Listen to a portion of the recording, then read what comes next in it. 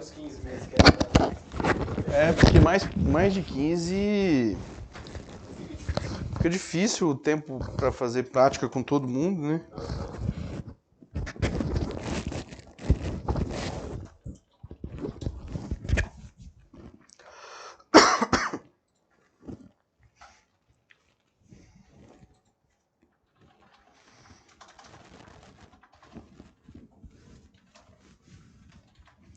Aí quando fecha as inscrições, o povo... Ai, mas eu queria fazer. Agora... Na hora que aparece todo mundo é no momento que o senhor fecha as inscrições. Mas eu vi, nossa, eu não agora vi. não, agora não adianta. A hora que o filho chora e a mãe não vê.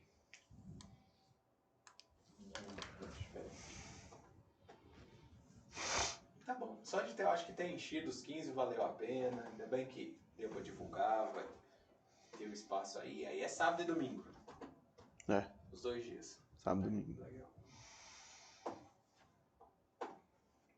Esse nosso primeiro módulo acaba no final de março. Isso. Isso aí nós já vamos entrar com outro, né? Então quando for começo de março, meio de março, a gente já abre a inscrição. Eu vou aproveitar que semana que vem não tem aula, não tem nada, porque essas aulas acabam que a gente tem que refazer, né? Ver se apareceu alguma coisa nova ou não. Aí eu vou fazer o cronograma, a gente já tá fazendo, eu, a Larissa e o Dr. Felipe. Porque aí vai ser um módulo diferente, né? A gente vai convidar mais gente, então a gente vai chamar os especialistas, né? Eu vou ver se... Mas eu vou até lá ver. Deixa o doutor aqui, os diretores são reunidos. Se a gente conseguiu a aprovação para aumentar a sala do Zoom de 500 para 1.000. Porque a gente vê, a pessoa se inscreve e não vem assistir, é horrível. Eu não sei, não tem como eu ter esse controle diário de quem vem e de quem não vem para ir lá tirar o nome do cara, né? Eu não posso nem tirar o nome da pessoa. É ruim demais. Eu acho que essas coisas assim tinha que ter um valor monetário que seja tipo 10 reais. O cara falar, não, eu vou assistir porque eu gastei dinheiro. Tem isso, né? Difícil. Às vezes pagando. Eu vejo muito aí, pós-graduação. As 2 pós que eu fiz, tinha gente que ia lá. E nem ia. Tem gente que paga academia o ano todo, vai um mês e... Normal do ser humano. Normal do ser humano.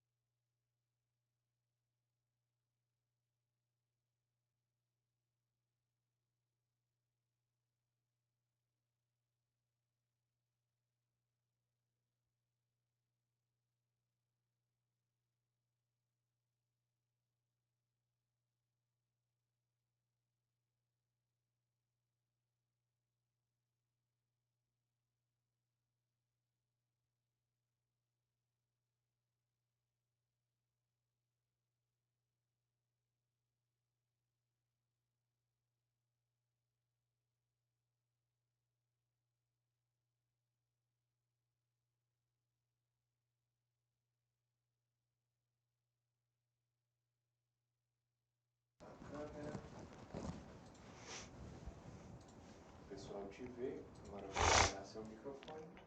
O pessoal te escuta. E estamos ao vivo. Boa noite, pessoal.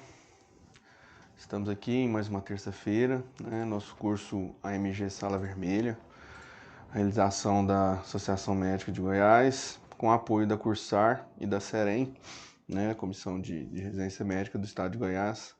Agradecer mais uma vez aí o pessoal presente, né? Hoje um pouquinho mais tarde, porque teve uma aula antes, né? É bom que a gente testa o horário também, né? A gente vê qual que fica melhor, se é às 19h30 ou um pouquinho mais tarde. A gente sempre teve essa dúvida por conta de saída de plantão. E até quem tá no plantão organizar o plantão, né? Então, mais uma vez, obrigado. Tô um pouquinho gripado, tá? Mas não é Covid, tá, Maurício? Obrigado, doutor. Muito obrigado. Hoje a aula é rápida, é uma aula bem tranquila, né? Dispositivo de oxigenação e máscara laríngea. Porém, é uma aula muito importante, né? São dispositivos aí que a gente acaba usando erradamente e que às vezes a gente não abre mão deles para da máscara laríngea, por exemplo, né? Para tá salvando vidas. O Maurício vai colocar agora para mim o slide.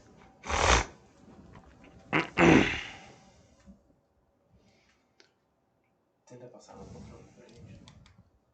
Ok. Ok. Então, pessoal, hoje a gente vai falar dos dispositivos de oxigenação e máscara laríngea. Por que eu separei e máscara laríngea? Primeiramente, para dar um ênfase na máscara laríngea, que é um dispositivo que, com um treinamento muito básico, ele tem um resultado muito grande, né? Então, ela, para mim, é as meninas dos olhos de ouro da urgência e emergência, tá? Então, a gente vê aí, tem colegas médicos, Dr. Maurício, da PH lá de Maringá, ele carrega a bandeira dele aí, o hemoconcentrado no APH. O Dr. Lucas, lá de Bragança Paulista, ele carrega a restrição do movimento de coluna. E eu tenho essa bandeira da máscara laríngea, que é uma bandeira, como diz assim, é o primo pobre, né, de todos esses astros da urgência e emergência, porém salva muita vida, tá? Mas antes de chegar nela, que é um dispositivo supraglótico, a gente tem dispositivos mais básicos que também ajudam a gente a salvar vidas e que muitas vezes a gente usa erroneamente, né? Então, às vezes a gente quer ofertar uma quantidade X de oxigênio para o paciente e a gente usando o dispositivo errado acaba que a gente não vai conseguir fazer essa oferta, tá? Então, primeiramente a gente precisa ter alguns conceitos básicos para que a gente consiga caminhar na aula de hoje, tá? Então, o que seria uma oxigenoterapia? Administração de oxigênio para suprir uma deficiência daquele paciente, tá? E aí a gente tem graus de saturação de acordo com o quê? Com as sociedades brasileiras, lógico, com o perfil do paciente deles, né? Então, por exemplo, a Sociedade Brasileira de Pneumologia, uma saturação acima de 88 ou até 88 é aceitável, né? Claro, os pacientes dele têm problemas pulmonares, né? Então são pacientes DPO-cíticos, pacientes enfisematosos, né? Então eles já toleram aquele basal deles uma saturação mais baixa. E para a Associação Brasileira de Medicina, na Abramed, a gente vai procurar deixar esse paciente com a saturação maior do que 94, tá? Ou uma frequência respiratória de maior ou igual a 24, tá? Então, esses pacientes que tiver saturação abaixo de 94 e frequência respiratória maior que 24, esses são pacientes candidatos à oxigenoterapia, tá? Ventilação. O que é ventilação? Entrada e saída de ar, né, nas unidades funcionais dos pulmões, alvéolos e meio externo, tá? Oxigenação já é o que? É a troca de oxigênio molecular no processo de obtenção de oxigênio. Então, dentre outros fatores da oxigenação, a gente vai ter lá o que? A definição de saturação. Então, saturação é a porcentagem de hemoglobina que está ligada às moléculas de oxigênio. Então, o oxímetro nada mais faz do que ver a quantidade de oxigênio que aquela hemoglobina está carregando aquele paciente. Um paciente que está com choque hipovolêmico, hemorrágico, grau 4, esse paciente vai adiantar a gente ofertar mais oxigênio para ele? Não, não vai. Por quê? Porque ele não vai conseguir transportar oxigênio, tá? Então, provavelmente esse paciente é um paciente que a gente vai ter que usar um dispositivo de oxigenação mais avançado, né? Que determine uma FO2 maior. E o que é a FO2? FO2 é nada mais do que a fração inspirada de oxigênio, tá? É a porcentagem de oxigênio no ar inspirado. Por exemplo, agora, aqui, Nós estamos ao nível do mar, mas a gente considera que a nossa FO2 é de 21%. Então, na atmosfera, a gente tem 21% de oxigênio, e é o que está sendo ofertado para a gente aqui agora. Nós consideramos que a gente tem uma FO2 de 21%, tá? Essa definição de fração inspirada, ela é muito importante para a aula de hoje. Por quê? A gente vai ver que cada dispositivo ele dá uma fração de oxigênio para a gente. Então não adianta a gente aumentar a quantidade de oxigênio, que a fração inspirada vai continuar a mesma. E didaticamente nós dividimos a oxigenoterapia em dispositivos de oxigenação, né, utilizados para aumentar a FO2 em pacientes com ventilação espontânea, e de ventilação para aqueles que está ausente ou a ventilação está ausente ou insuficiente, tá? Então é aquela velha diferença de você oxigenar o paciente e ventilar. Oxigenou, você só está ofertando oxigênio. E ele sozinho vai fazer a sua própria ventilação, né? Ele vai fazer o seu próprio drive respiratório. Já a ventilação, a gente vai fazer uma pressão positiva, de modo a que a gente ajude aquele paciente que está com insuficiência ou parada de ventilação. Aí a gente colocou aqui, eu coloquei esse quadrozinho para a gente lembrar das manifestações clínicas de hipóxia, né? Então, se confunde muito, né? Então, pra gente, didaticamente, é difícil a gente separar uma hipóxia leve, grave, moderada e grave, né? Principalmente se ela tiver no limiar, né? De leve para moderada e de moderada para grave.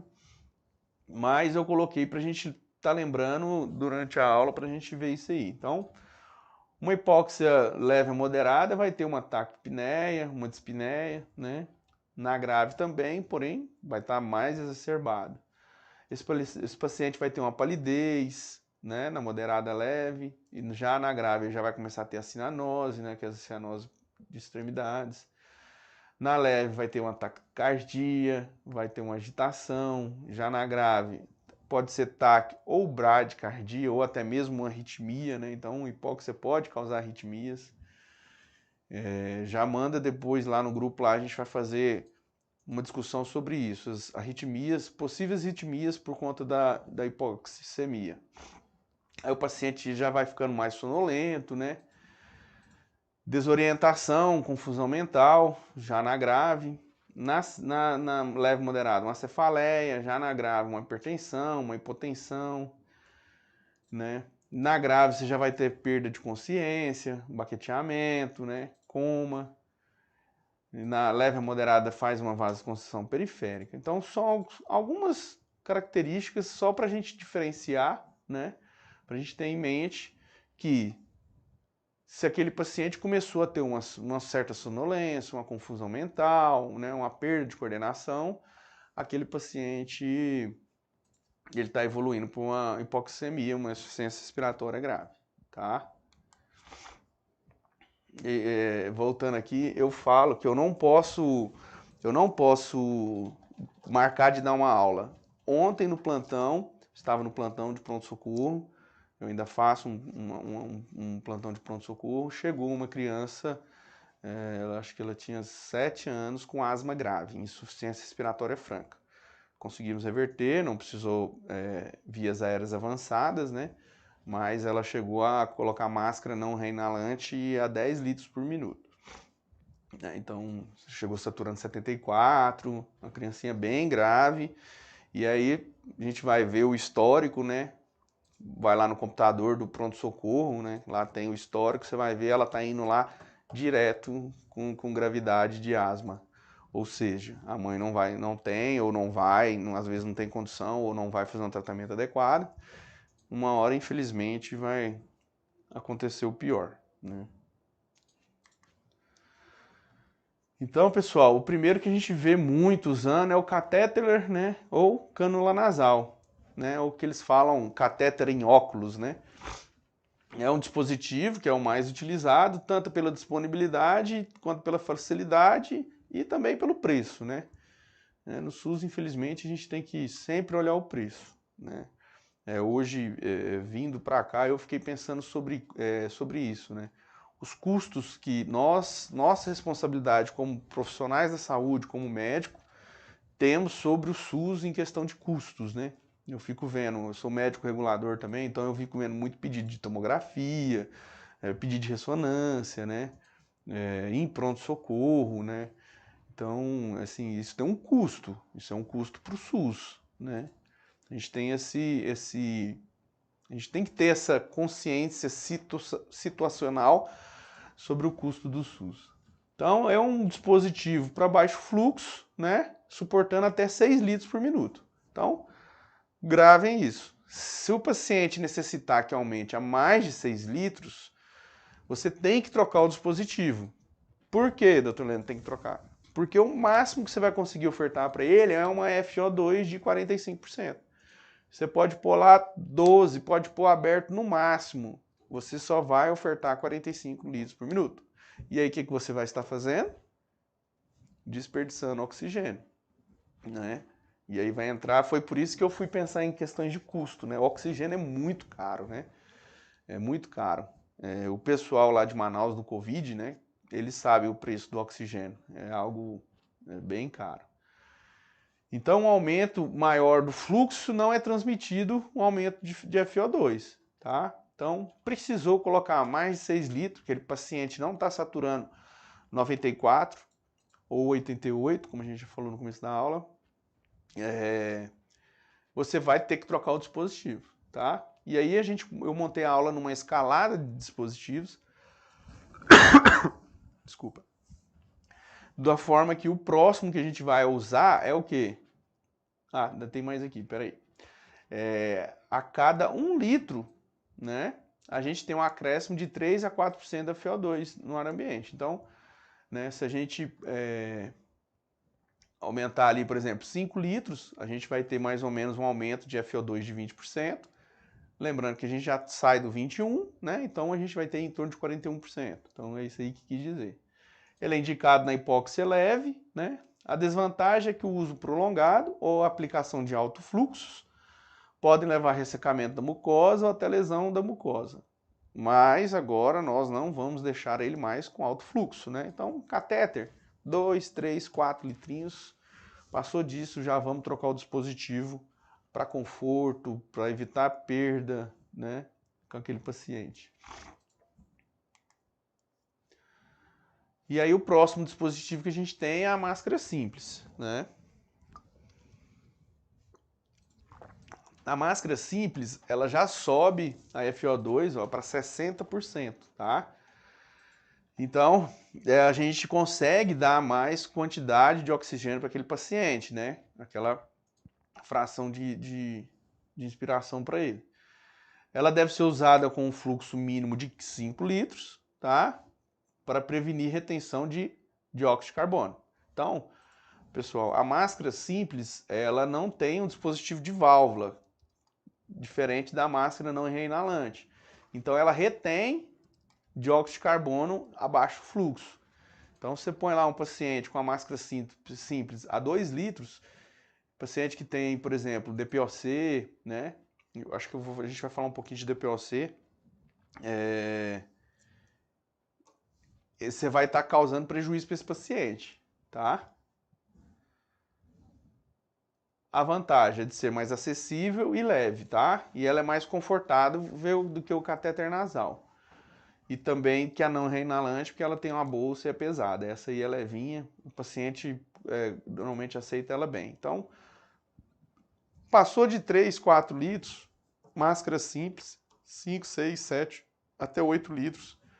É uma máscara mais indicada, é a máscara simples, tá? Se for tendo dúvida, pessoal, pode ir mandando, que o Maurício está ali atento. Eu sei que o Gabriel Limonge está participando também aí do Zoom, acredito eu. O Dr. Felipe não pediu, o Dr. Felipe abandonou a gente. Mas tem aula dele ainda, ele está achando que vai escapar. Intermediário, a máscara simples e a máscara não reinalante, a gente tem essa máscara de Venturi. Eu gosto de falar a máscara de Venturi porque é muito comum a gente chegar, né, pelo SAMU para fazer resgate de paciente no intra-hospitalar e falar que o paciente está desaturando, o médico não tem segurança de fazer uma intubação, a via aérea é uma via aérea difícil, e a gente vai ver o paciente está com essa máscara de Venturi, né? A gente só chega lá, o paciente saturando 84, a gente só troca a máscara de Venturi por uma máscara não inalante, o paciente satura 94 e a gente consegue postergar um pouco aquela intubação, né? Então é um sistema de válvulas que possibilita um controle exato de FO2 a ser fornecido ao paciente. Cada válvula tem uma cor, né? Na válvula já tem descrito o fluxo de FO2 que é ofertado. Nela mesmo tem escrito lá a litragem que você vai usar, né? Vai ter lá 4 litros O2, FO2 de tanto, eu não sei de cabeça.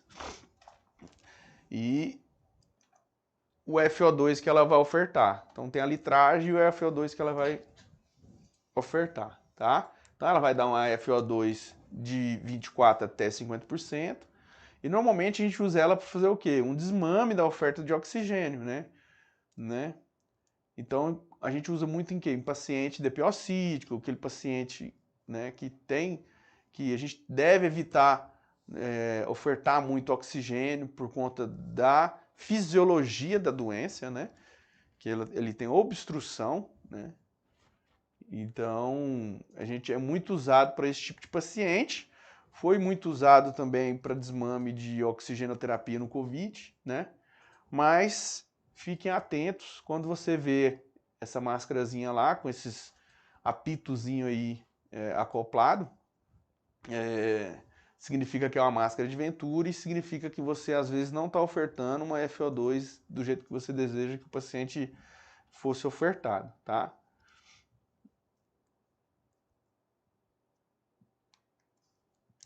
Então, ó, tem um resuminho aí, ela é separada por cor, tá?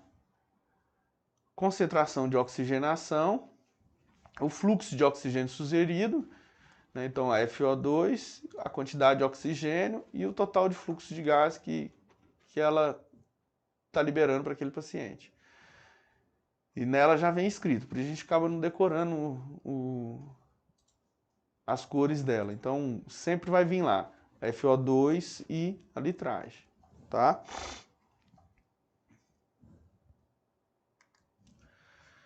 Então, pessoal, só para ficar...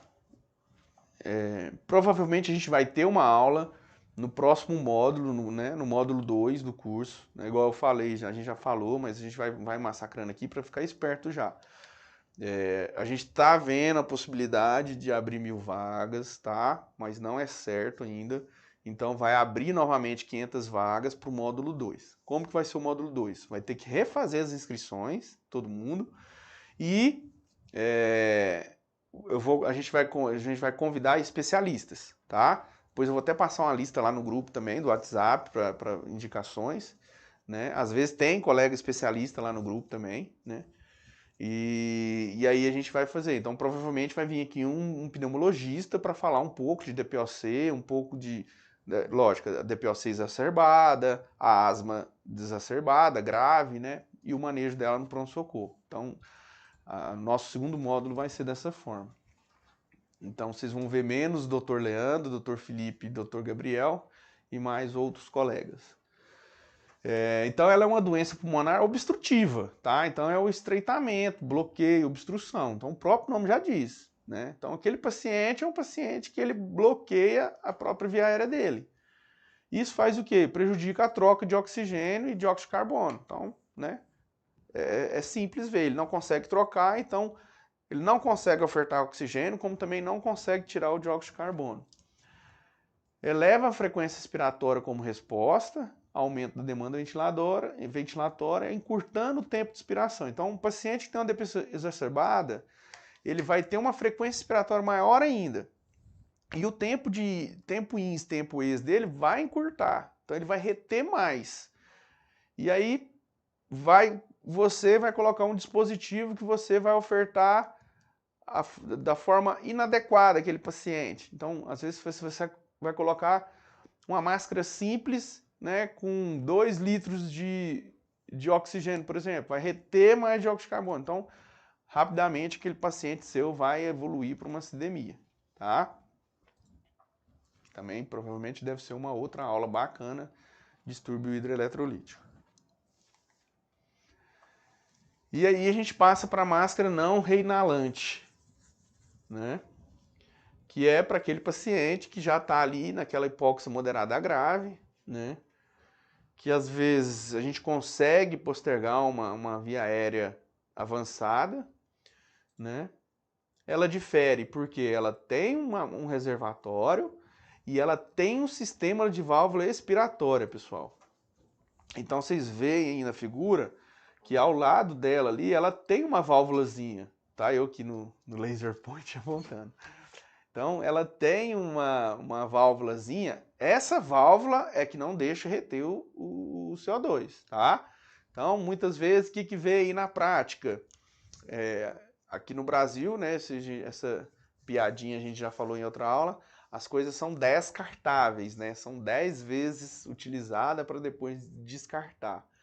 Muitas vezes você pega ou sem a válvula ou então colada com um esparadrapo, né? Não, esse trem aqui ó, tá descolado aqui, eu vou colar com esparadrapo. É muito comum a gente pegar.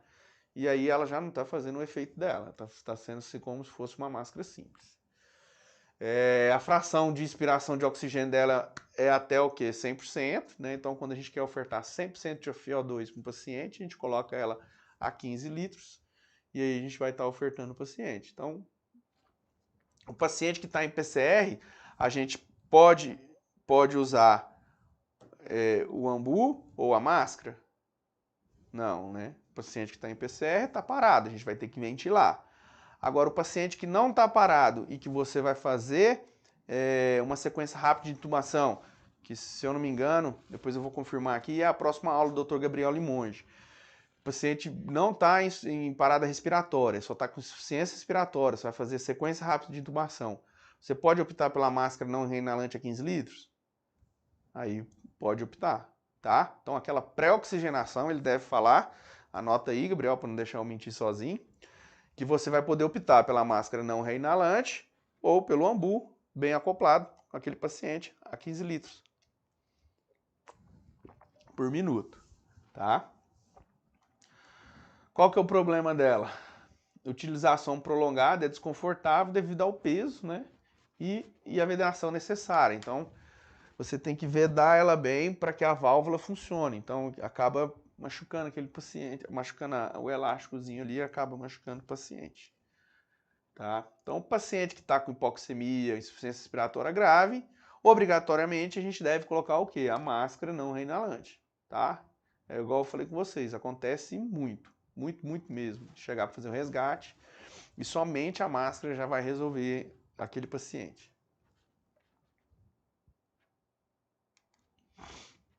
Então aí, ó, pessoal, ainda coloquei a hora do print, né? Pra gente não fazer mais errado. É um resuminho de tudo que a gente falou aí, né? Da canula nasal, né? Que ela só vai até 45%, máscara simples 60% de FiO2, máscara de Venturi de 24 a 50, né? Então, uma hora boa de se tirar print, já deixa lá nos favoritos do seu celular lá, medicina. Eu tenho lá. Eu confesso que eu tenho algumas coisas lá que chega a ser engraçado. Eu tenho lá a escala de Glasgow. De vez em quando eu tenho que dar uma colada lá. Minha cabeça já não é mais a mesma. Então essa aí é bacana. Tiraram o print aí? Tira o print. Vamos fazer o seguinte, pessoal. Dá uma força lá no Instagram da MG. Tira o print. Posta lá nos stories. Marca a MG. Para eles estarem repostando lá. E eu também, Dr. Leandro Morim. E aí, pessoal, a gente tem também o quê? As VNIs, né? Os CPAPs, BIPAPs, que já são dispositivos de ventilação, né? Então agora a gente começa a falar dos dispositivos de ventilação.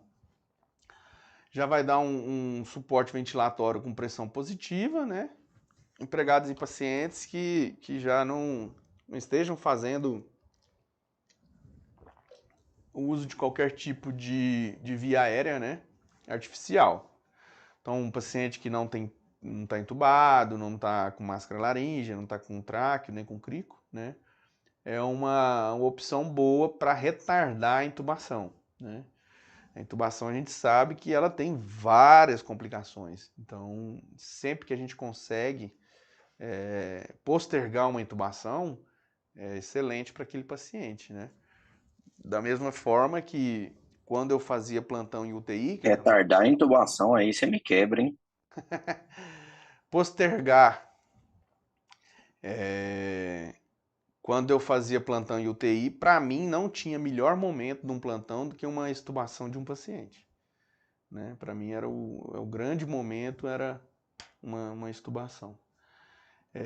A conexão entre o dispositivo e o paciente é realizada através de uma máscara nasal ou facial, né? Então, aí da foto a gente está usando uma full face, né? E a gente usou demais no COVID a VNI, né? Então, a VNI ela não é elegível para todo paciente e a gente tem que ter critérios, né, para estar podendo usar a VNI. Então, existe um consenso de ventilação não invasiva, né, com pressão positiva e outras compilações, né, e aí a gente tem que ter alguns critérios para se seguir para fazer a escolha desse paciente. Então, quem trabalha na UTI está mais acostumado com isso. Então, é um paciente com desconforto respiratório, com dispneia moderada, né, com utilização de musculatura acessória, né. Então, a gente vê muito aquele paciente que está bem, né, taquidispneico. O pH tem que estar menor que 7,35, o PCO2 maior do que 45 e a frequência respiratória maior do que 25 nos adultos, né. Na verdade, isso aqui vai só corroborar com uma dispneia moderada e utilização de musculatura acessória. Então tem que ter esses critérios, né? Pelo menos 2 deles, para a gente estar indicando o uso da VNI. E só porque a VNI a gente não pode estar usando ela a qualquer momento, mesmo que tiver os critérios, né? Tem que ter alguns cuidados com ela. Diferente dos outros dispositivos. Então, ela não é usada para melhorar a saturação, né? E a queda da saturação não constitui um critério de inclusão, de inclusão para sua utilização. Então, por quê? Porque ela faz a recrutação alveolar, né? Então, a gente vai ter que avaliar o paciente. O paciente está desaturando mesmo em máscara a 15 litros. Então, a gente vai ter que ver o motivo daquilo que está acontecendo. Por exemplo, mais cedo eu falei um motivo, né? Um paciente que está um choque hemorrágico grave, não adianta a gente colocá-lo em VNI para recrutar alvéolo, né? Se não está conseguindo carregar o oxigênio. Então a gente vai ter que ver o paciente para ver se aquele momento a VNI vai ser importante para ele. Então é o que? Ele é reabertura de unidades alveolares colapsadas, né? Melhora de troca gasosa, diminuição de esforço respiratório, restribuição do líquido extravascular, isso aí também é muito importante que ele faz, diminuição do retorno venoso e diminuição do shunt. Então é essas características que a gente vai querer nesse paciente que vai usar a VNI, tá?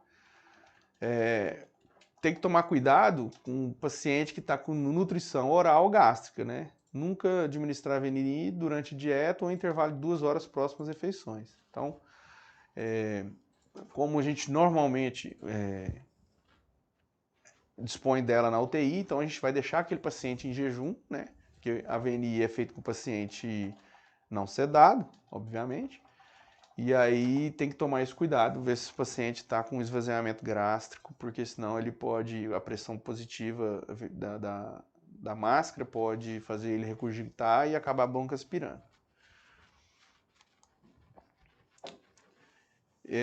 Isso aqui é importante a gente estar falando, pessoal, porque muitas das vezes a gente esquece disso. Os efeitos fisiológicos e a toxicidade do oxigênio. Então, o oxigênio é uma medicação? É uma medicação. Ele pode ser bom ou ele pode ser ruim para o paciente. Né?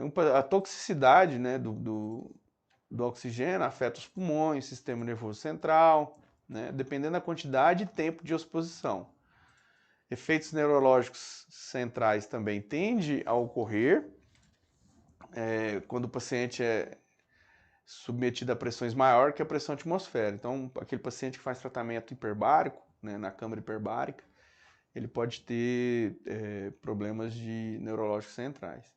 Então, a resposta pulmonar, no efeito toxicidade, entre 12 a 72 horas de exposição a 100% do O2 inspirado. Então, você está dando um paciente, para aquele paciente, hoje em dia quase não tem mais, né? Com o Covid, acaba que todos os ventiladores têm também o ar comprimido e tudo mais, mas antigamente acabava que a gente deixava o paciente no respirador somente com oxigênio, então não tinha nem a mistura gasosa, né? E aí o paciente ficava 3, 4, 5 dias entubado e a gente era nítido essa toxicidade do oxigênio naquele paciente, né? Por exemplo, no transporte mesmo, a gente não usa o ar comprimido, né? Então o paciente vai ali com um FO2 de 100% de oxigênio durante todo aquele transporte. É claro que o ventilador a gente consegue controlar FO2, né? Mas se for um paciente grave, né, ele vai fazer todo o transporte com FO2 100%. E aí a gente tem que lembrar que o oxigênio também é tóxico àquele paciente. Então aqui é só um bizuzinho, uma dicasinha, jargão militar, bizu, que é a forma para calcular a autonomia do cilindro em minutos, né? Nada mais é uma regrinha de 3. Então, a capacidade do cilindro dividido pelo fluxo utilizado. Então, vamos por exemplo, fica mais fácil. Seu cilindro tem lá a capacidade de 400 litros e ele vai utilizar um catéter a 5 litros por minuto, né? O resultado da duração, né, só dividir um pelo outro, né, ou uma regra de 3, e aí vai dar em torno de 80 minutos. Então, isso aqui a gente usa muito no transporte aeromédico, né? A gente tem que ver bem isso, porque lá em cima não tem como trocar oxigênio. Então, a aeronave tem uma capacidade X de oxigênio. Então, eu, pelo menos, quando eu voava bastante, agora quase não estou fazendo aeromédico, eu sempre calculava, tá? Porque tem relatos já que tiveram que fazer pouso de emergência, porque acabou o oxigênio do paciente. Então, tem que sempre estar calculando isso aí. Então, às vezes você está lá no interior, lá em Flores de Goiás, né, que é longe pra caramba, vai vir aqui para Goiânia, tem que estar atento à capacidade do tempo que seu oxigênio vai durar.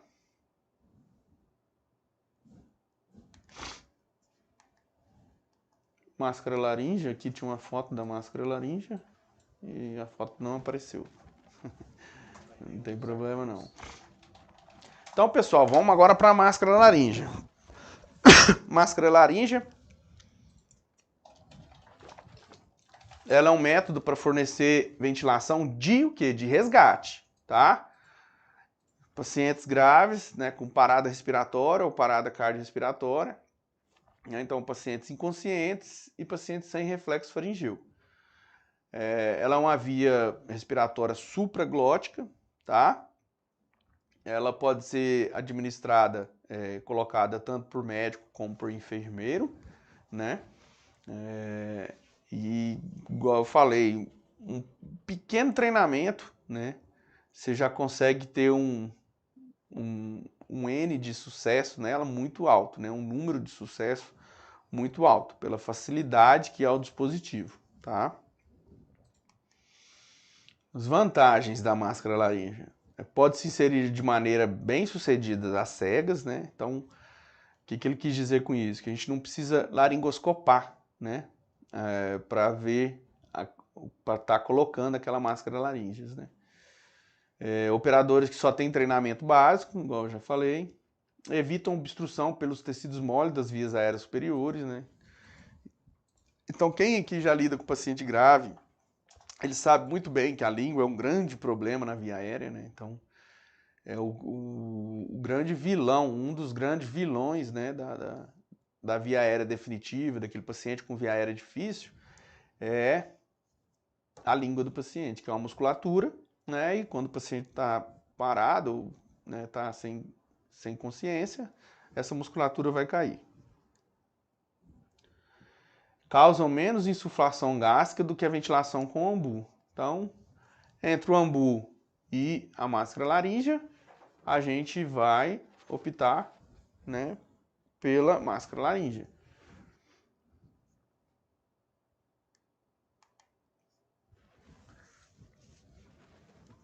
A máscara laríngea, ela é o quê? Elas são vias respiratórias temporárias, né? Que após algumas horas elas devem ser removidas. Mas quanto tempo? Quanto tempo vocês acham que a gente pode deixar uma máscara laríngea?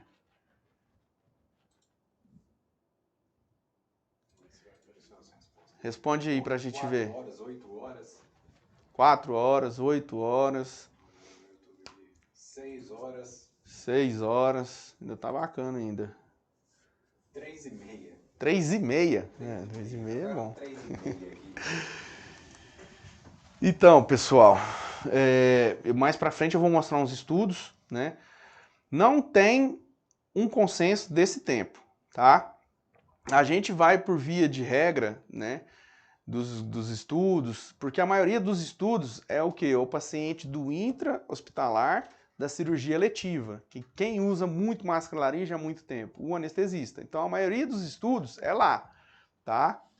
Então a gente sabe alguns riscos que a máscara laríngea impõe e quanto antes a gente tirar esses riscos, né, que eu vou falar, é melhor para o paciente.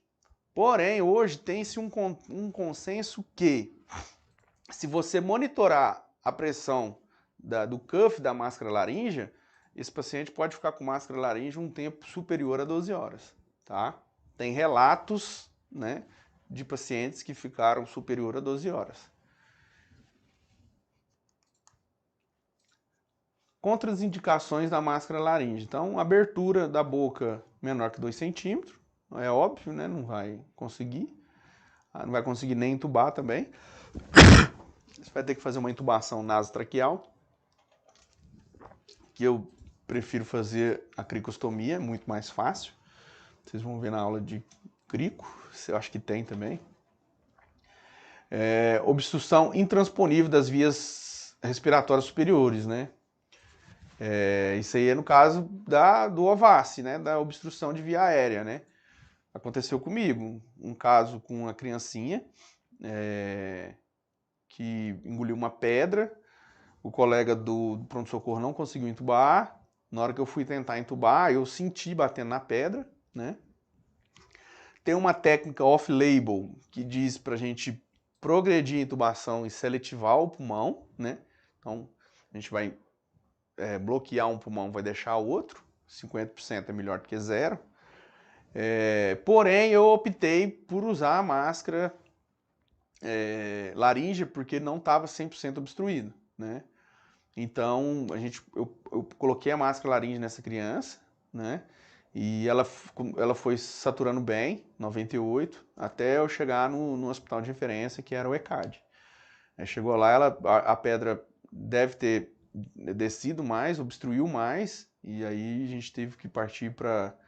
Primeiro eu fiz uma crico de punção, depois chegou o pessoal da CIP, da cirurgia pediátrica, e fez uma traque de urgência, né, os cirurgiões pediátricos, 3 cirurgiões pediátricos.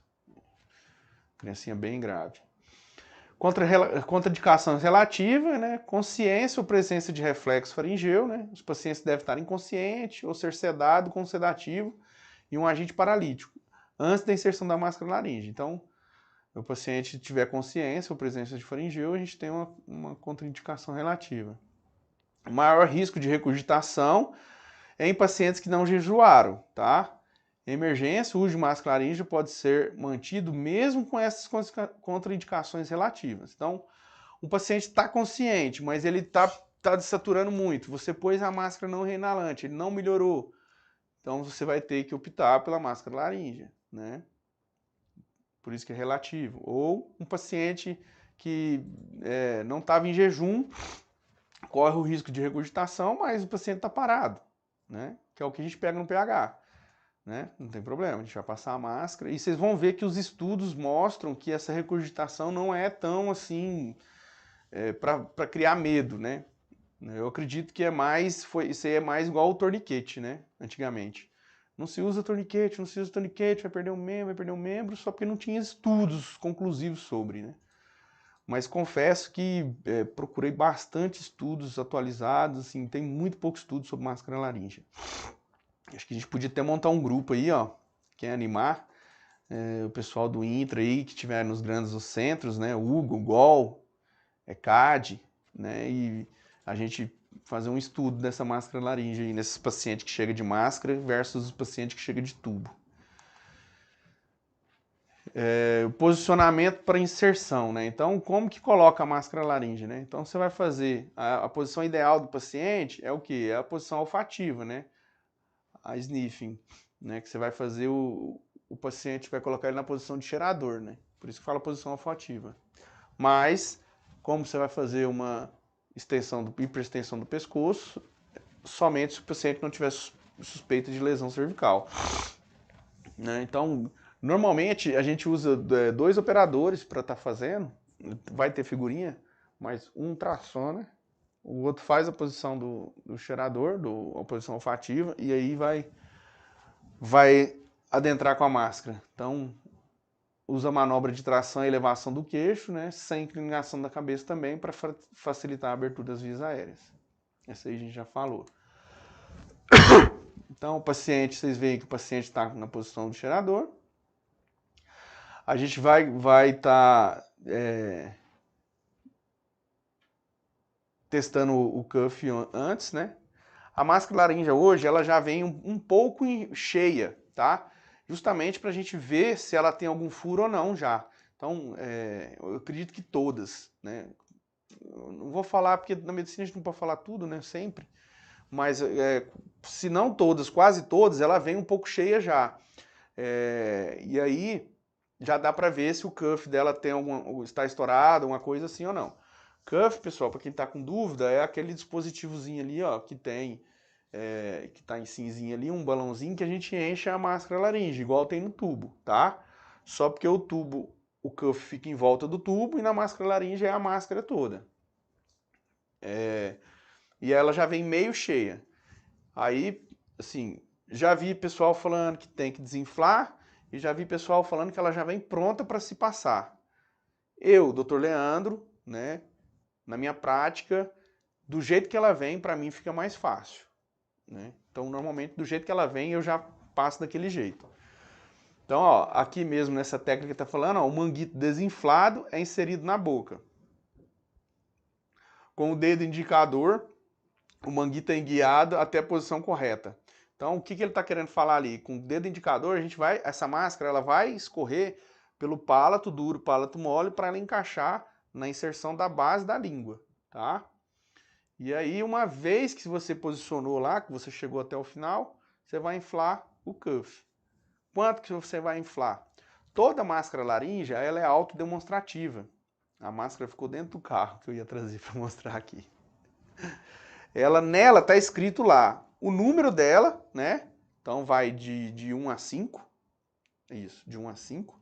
E o peso do paciente que ela vai aceitar. Então, por exemplo, A5, maior do que 75 quilos. Né? A4, de 50 a 75. E também vem a quantidade de ar que você vai colocar naquele cuff. Então vem lá, A5, 40 ml de ar, né? A4, 30 ml de ar, lá está escrito. Você não precisa decorar porque lá está escrito, tá? Se você ficar com dúvida, qual máscara que eu uso porque é uma criancinha, né? Então lá vai ter, você estima o peso da criancinha e a máscara vai te dizer para qual paciente que ela é. Então a máscara laríngea ela é muito usada na pediatria, né? Então cirurgias pediátricas, né? Eles usam muito máscara laríngea para evitar a intubação dos pacientezinhos pequenininhos. O Dr. Flávio estava de plantão comigo ontem, a gente fez um parto de emergência. A criancinha nasceu com 34 semanas. Já chegou, estava 10 centímetros dilatado, não tinha como caminhar. E aí ele já começou a desesperar, porque normalmente nos pronto-socorros muito difícil ter coisa assim de neonato e tudo, né? Mas aí eu tinha lá uma máscarazinha número 1 no meu kit de sobrevivência médico e a gente tava tranquilo. Mas deu tudo certo. Graças a Deus. Então, para vocês verem sobre o risco de aspiração da máscara laríngea. Igual eu falei, igual o torniquete. Falaram que não era para usar, que não sei o quê, mas espera aí, mas a máscara laríngea tem um risco de broncoaspirar, tem um risco de aspirar, de regurgitar? Tem. Com o tubo tem? Tem também, né? Às vezes aquele paciente está lá na UTI, o cuff estourou, ninguém viu, aquele paciente entubado, ele vai broncoaspirar, por exemplo. Ou um cuff mal preenchido, né? Então tem risco também? Tem. E qual que é o risco? O risco dessa máscara laríngea do paciente com ela regurgitar? 0,1%. Então, tem várias publicações, isso aqui é uma revisão que fizeram e aí deram esse número, 0,1%. Então, a incidência é muito baixa, aproximadamente 2 para 10 mil, né? Sendo comparável à incidência de aspiração em pacientes ambulatorial submetida a anestesia geral, sob máscara facial ou tubo traqueal. Então esse é um grande problema que eu falei. Os estudos que nós temos, a maioria é o quê? De pacientes lá do centro cirúrgico eletivo, né? Mas já na revisão eu vi alguns estudos mostrando no APH fazendo uma comparação dela com o tubo, né? E aí, ó, sobre o tempo de inserção dela, ó, a máxima duração, né, que pode ser, ainda não é conhecida. Contudo, há crescentes evidências que a máscara laríngea pode ser usada com segurança em procedimentos eletivos em pacientes saudáveis com duração de 4 a 8 horas. Então, mais uma vez, os estudos do quê? Dos anestesistas, né? Anestesista faz muito estudo, né? Eles têm tempo lá, faz o investimento dele. Não, brincadeira, não vou fazer essas piadas não. Fica gravado aqui, os colegas vão ficar bravos com a gente. Então, mais uma vez, para você ver, se o risco é baixo, os anestesistas estão ficando até 8 horas. É igual o Dr. Felipe falou na aula do torniquete. Poxa, o ortopedista fica com o torniquete ali naquele paciente fazendo a cirurgia de 4 horas, né? Por que eu não posso usar esse torniquete no extra-hospitalar? E aí, tem um estudo do Rio Grande do Sul, de um hospital do Rio Grande do Sul, em que eles fizeram essa comparação. Então, é isso aí que eu queria fazer. Ó. A gente pode, inclusive, no estudo,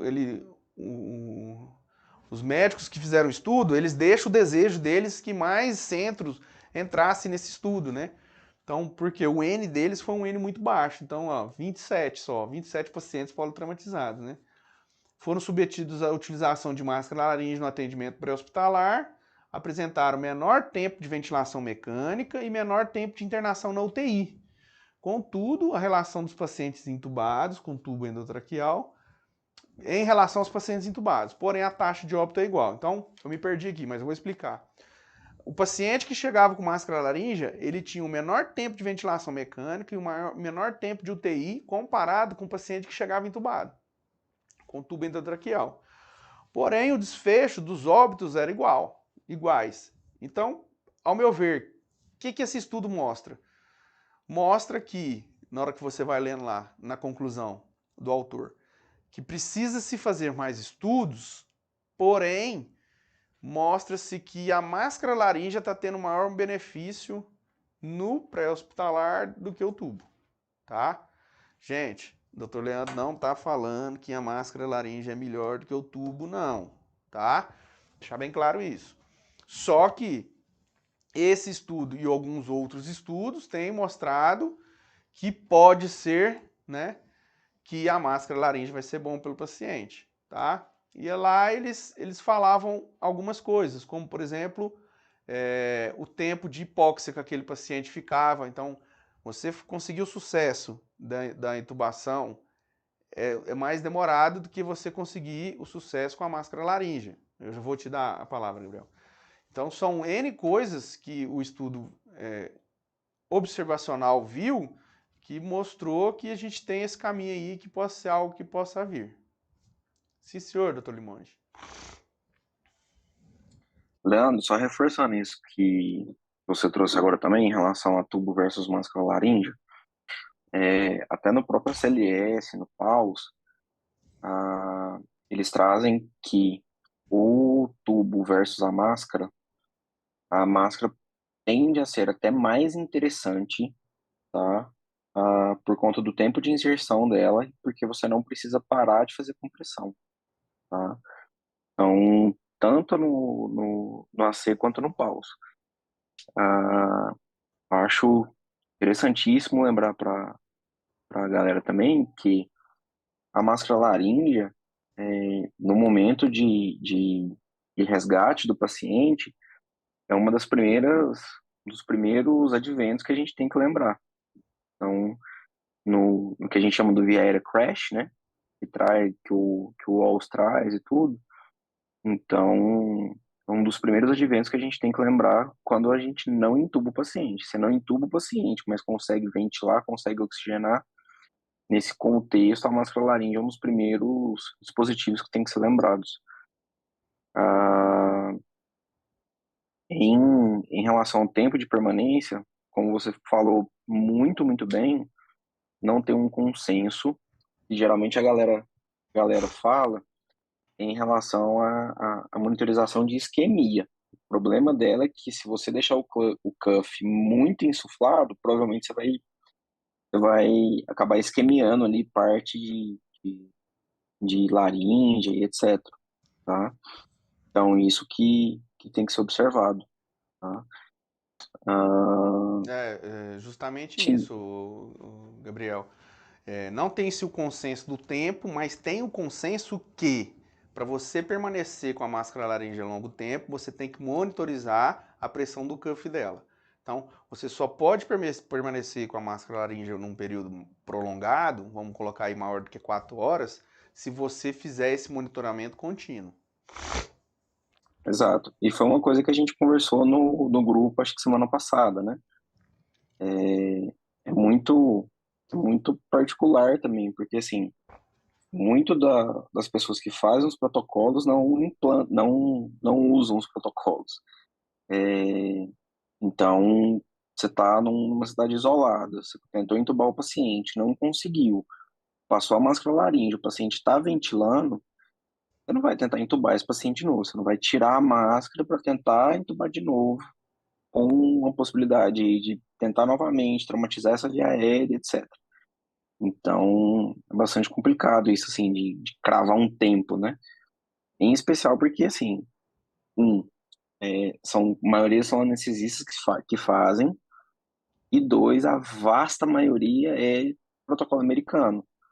Então, no protocolo americano, você tem essa possibilidade de chegar no hospital terciário em 4 horas. Então, você tem possibilidade de vídeo, crico e etc. em menos de 4 horas, né? Então, essa que é a grande questão aí, que tem que ser observada, que tem que ser muito bem observada. Mas é só. É isso aí, pessoal.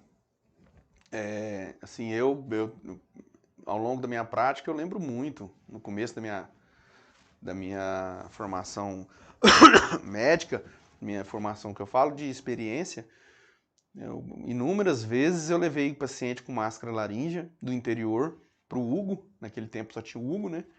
E assim, em momento algum, eu nunca vi nenhum profissional, colega médico, ridicularizar isso ou falar que você entregou um paciente com máscara laríngea, que o paciente era grave, né? A gente sabe que tem os cochichos, murmurinhos, mas eu não ligo. Então, eu tenho usado muito da máscara laríngea, não só em pediatria, tá? Principalmente no APH, principalmente para pacientes em parada cardiorrespiratórias, né, em vias públicas. Por quê? Porque hoje, infelizmente, o pessoal filma muito e tudo mais. Então, aquilo ali tudo pode acarretar, né, uma interpretação errada do que está acontecendo e, infelizmente, hoje as coisas são muito rápidas e acabar tendo uma mídia negativa, né? Então, normalmente, em parada cardiorrespiratória, em via pública, eu já passo a máscara laríngea e depois, se for uma via aérea difícil, talvez eu não faça essa via aérea difícil ali, se o paciente estiver ventilando bem, né? Se o paciente estiver ventilando bem, for uma via aérea difícil, eu levo para o hospital terciário. Agora, se o paciente não estiver ventilando bem, aí a gente vai continuar vendo as nossas aulas aqui para a gente sair dessa situação, não entubo, não ventilo, né? Então, a máscara laríngea é uma opção muito boa para se sair dessa opção, dessa situação. Não entubo, não ventilo, né? Então, não entubo, não ventilo, posso fazer uma máscara laríngea, ou então, mais para frente, a aula do Dr. Felipe, crico eu faço, né? Aí tem que saber fazer uma cricostomia, que também não é difícil, né? É claro que não é simples igual a máscara laríngea, mas você fazendo uma aula de prática da cricostomia, você vai ver que ela é simples de se fazer, tá? Eu peço que desculpas, pessoal, porque eu esqueci de fazer o caso clínico, esqueci mesmo.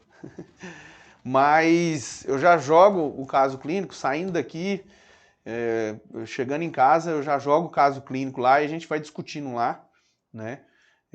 Inclusive de um paciente que eu usei máscara laríngea e sobreviveu, né? Foi uma repercussão grande no interior que eu trabalhava, uma pessoa conhecida na cidade, né? Que teve um acidente de carro, e eu passei a máscara laríngea e foi sucesso, assim. E aí eu vou jogar esse caso lá, a gente vai discutindo lá. No mais é isso, obrigado. Tá aí os Instagrams. Agora o Dr. Felipe, quem não segue ele, o Doc_Belo, agora ele virou blogueirinho da Cursar, da MG, o meu, dá aquele apoio, que era moral. Semana que vem é carnaval, né? Por mim, pelo Maurício, pelo Belo, pela Larissa e pelo Gabriel, a gente poderia ter aula, que a gente não vai pular carnaval, mas como a maioria de vocês gosta aí, é um feriado prolongado para descanso, não teremos aulas, voltaremos na terça-feira após o carnaval, dia 20. Inclusive, depois do nosso curso prático da Sala Vermelha, lá pela Cursar, que vai ser dia 17 e 18. Se por um acaso alguém estava querendo fazer, só tem 3 vagas, tá? Tem que mandar agora, porque já encerrou, a próxima turma provavelmente só agosto, quando a gente terminar o outro módulo. E muito obrigado mais uma vez. Ficou dúvidas? Alguém fez algumas perguntas, alguma coisa? Os doutores foram... O Gabriel foi respondendo, mas o Felipe? Aí eu falo, eu tenho a melhor equipe, ó. Exato. Lembrando que a aula do dia 20 é do Dr. Gabriel Limoges. Isso, a aula do dia 20, aula muito boa, analgosedação e sequência rápida de intubação. Vocês vão ver que fazendo o que o Gabriel ensinar, a taxa de sucesso de vocês vai multiplicar por 200, tá? Ele vai ensinar truques e meios que são já provados, né, por estudos, que facilitam a intubação. Então, sei também, várias vezes eu já cheguei, paciente não intubado, não dei conta, não dei conta. Fez sequência rápida de intubação? Não, não fiz, tenho medo. Né? Tenho medo porque faz um relaxante muscular, paralisa o paciente. Mas você vê que o sucesso que você vai ter naquela intubação é muito maior, tá? E é isso aí, pessoal. Muito obrigado. Teve muita gente aí hoje também, Maurício? Teve, nós tivemos bastante gente aqui no YouTube, nós estamos tendo um pessoal bem consistente. Isso aí, pessoal. Pessoal, na próxima aula tenta divulgar pro pessoal do YouTube, pra gente, porque é o seguinte, né? A MG tem um custo para estar fazendo isso aqui para vocês gratuitamente, né? E aí a gente precisa apoiar eles, né? E como a gente pode apoiar gratuitamente esse curso? Indicando para o pessoal, a aula fica gravada no YouTube, entrar no Instagram e participar do Zoom, tá? Dá esse moralzinho aí. Valeu, obrigado, boa noite.